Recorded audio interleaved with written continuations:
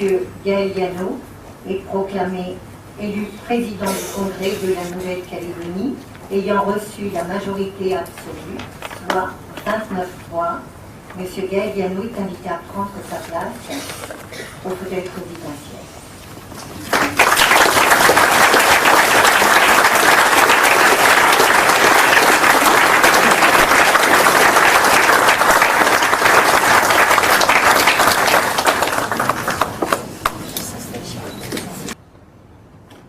Mes chers collègues, une majorité d'entre vous vient de m'élire dès le premier tour de scrutin à la présidence du Congrès de la Nouvelle-Calédonie.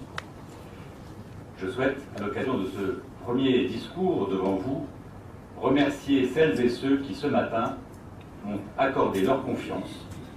Vous remercier d'autant plus que j'ai engagé avec certains de ceux qui m'ont apporté leur suffrage des combats politiques plus ou moins rudes ces dernières semaines à l'occasion des campagnes électorales municipales et provinciales.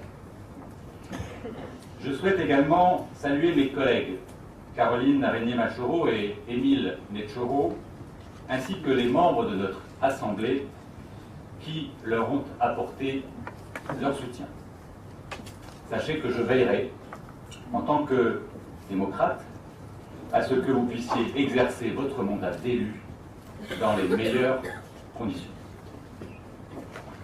Permettez-moi d'exprimer brièvement, et je ne serai pas long, un souvenir personnel, car je retrouve cet hémicycle après l'avoir quitté il y a 15 ans, en 99, et y avoir siégé pendant les deux mandatures des accords de Matignon, 89-95, 95-99. Durant ces 10 années, mon cher Nicolas, d'ailleurs, j'assurais les fonctions que vous assurez aujourd'hui, que tu assures aujourd'hui de Benjamin. On a vu d'ailleurs qu'il y avait eu un vieillissement, puisque j'ai réussi à tenir 10 ans au poste que tu occupes aujourd'hui. J'espère que tu feras encore mieux que moi. Puisque nous sommes dans les aspects personnels, et je m'en tiendrai là, je voudrais saluer les 4 autres rescapés de cette période, qui sont Philippe, Harold, Paul et Roch, puisque nous sommes 5 à avoir connu cette période, les 49 autres élus ayant été élus plus tard que nous.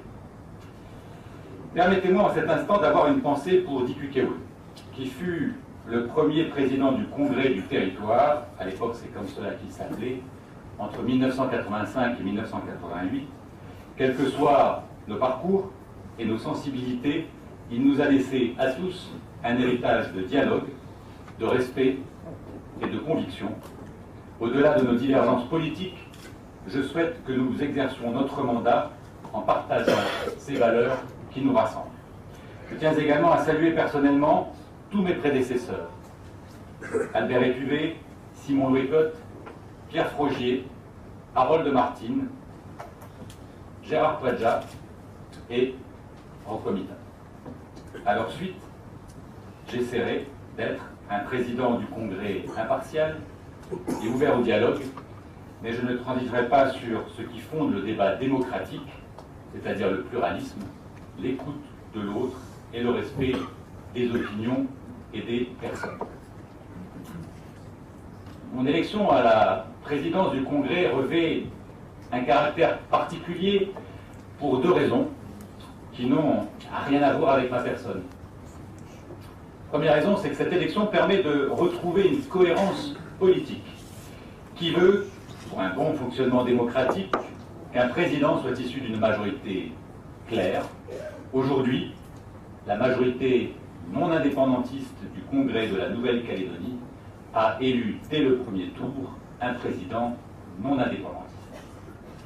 La deuxième raison est que cette élection est l'acte numéro 2 d'un accord politique issu des élections du 11 mai dernier, qui s'appelle le contrat de gouvernance solidaire, et qui a permis aux 3 partis non indépendantistes de sceller un accord afin, d'une part, d'assurer la stabilité de nos institutions, d'autre part, d'engager des réformes urgentes et nécessaires pour la Nouvelle-Calédonie et la province sud, et enfin, d'établir le plus rapidement possible un dialogue avec les indépendantistes afin de préparer au mieux la sortie de l'accord de Nouméa.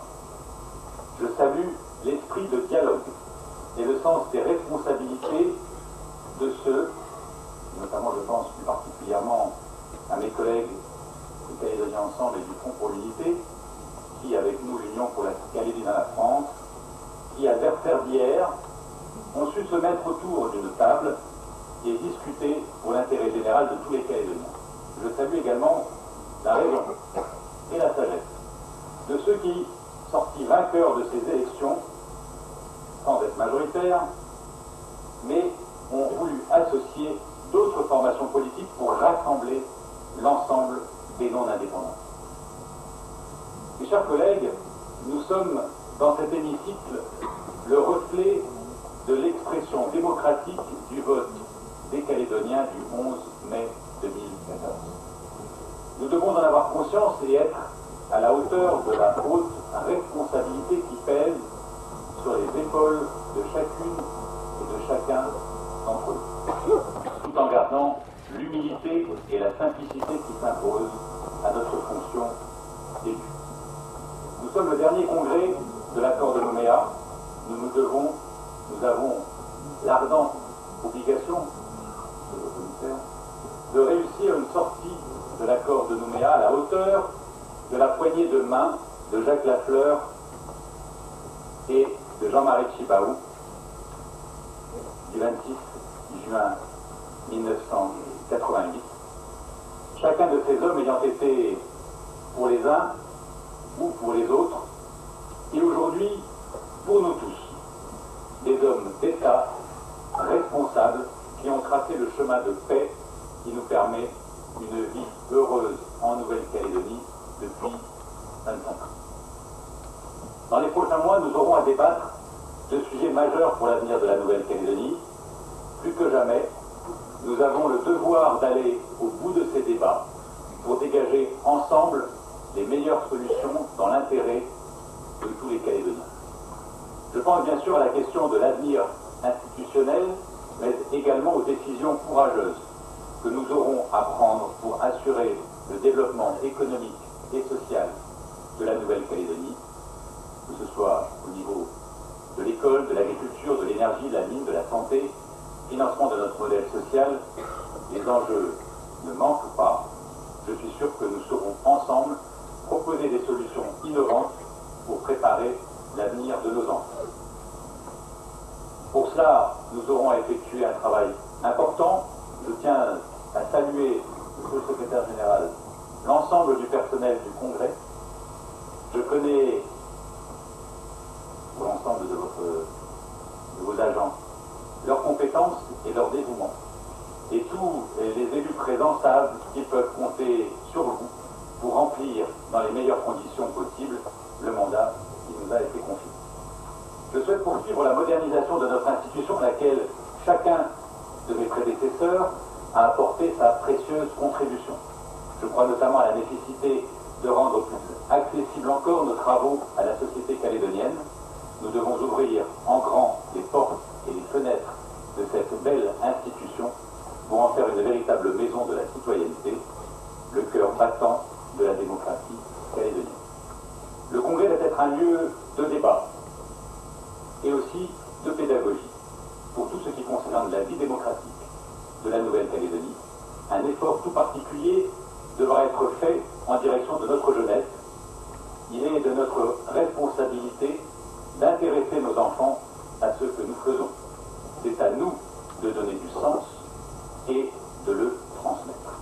Cette ouverture doit également enrichir le dialogue que nous avons avec tous les acteurs économiques et sociaux.